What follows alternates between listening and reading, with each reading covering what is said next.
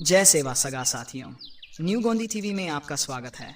अगर ये ऑडियो आपको अच्छा लगे तो वीडियो को लाइक करें, चैनल को सब्सक्राइब करें और बेल आइकॉन पर क्लिक करके उसे एल पर सेट करें ताकि हमारी वीडियो आप तक जल्द से जल्द पहुंच सके। तो चलिए शुरू करते हैं।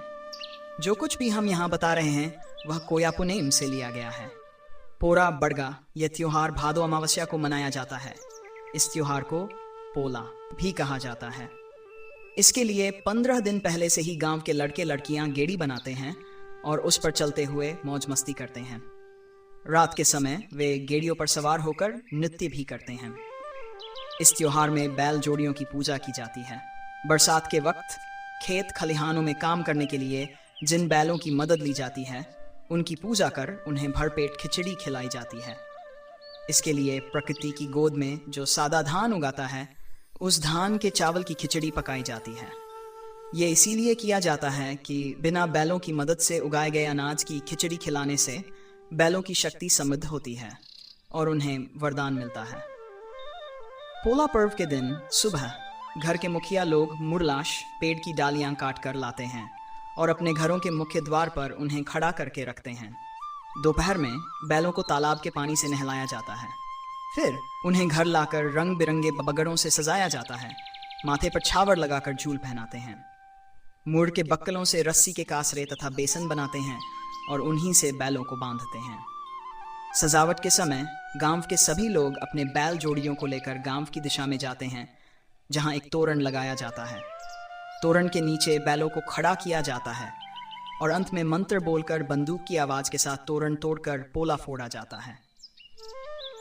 फिर सभी लोग अपने अपने बैलों को लेकर ढोलक बजाते हुए नाचते गाते अपने घर लौटते हैं। घर में बैलों को खिचड़ी खिलाकर उनकी पूजा की जाती है।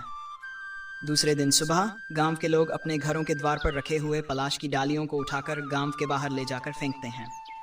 इस वक्त वे चिल्लाते हैं, रोग रह ले जा रे मुरबोत, खटमल मच्छर ले जा रे मुरबोत, और मुर अथवा पलाश की डालियों को गांव के बाहर डालते हैं। मुर अर्थात पलाश के पेड़। गोंडिया पुनेम दर्शन पाड़ी कुपार लिंगों में ऐसी मान्यता है कि मुर यानी पलाश के पेड़ में अद्भुत शक्ति होती है।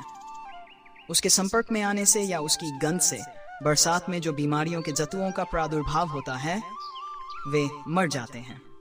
इसीलिए उसी के बक्कलों में बेल पत्तियां बांधकर उन्हें घर की सभी नित्योपयोगी वस्तुओं में रात भर बांध कर रखते हैं और सुबह छोड़कर बाहर फेंक देते हैं।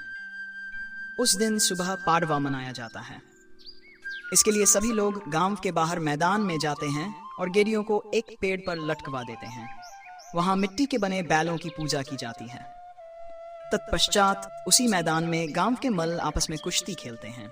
इसके बाद वे सभी जंगल में जाते हैं और मेरा, नारबोत, भिलवा तथा छिपाल जैसी वनस्पतियों की डालियां लाकर अपने घरों में लगाते हैं। ये तीनों वनस्पतियां भी कीटाणुनाशक होती हैं। वैद्यगिरी करने वाले लोग उसी दिन जंगल से कंदमूल और जड़ी बूटियां खोदकर लाते हैं। गोंड समुदाय में यह मान्यता है कि उस दिन की तुलना में अन्य दिनों में आयुर्वेदिक दवाइयां कम शक्तिवर्धक होती हैं। इसलिए उसी दिन वे वर्ष भर की दवाइयां इकट्ठा कर लेते हैं। इसी तरह की दिलचस्प जानकारी के लिए सब्सक्राइब करें। मिलते हैं अगली जानकारी के साथ। जय सेवा, जय पेड़ सापेन।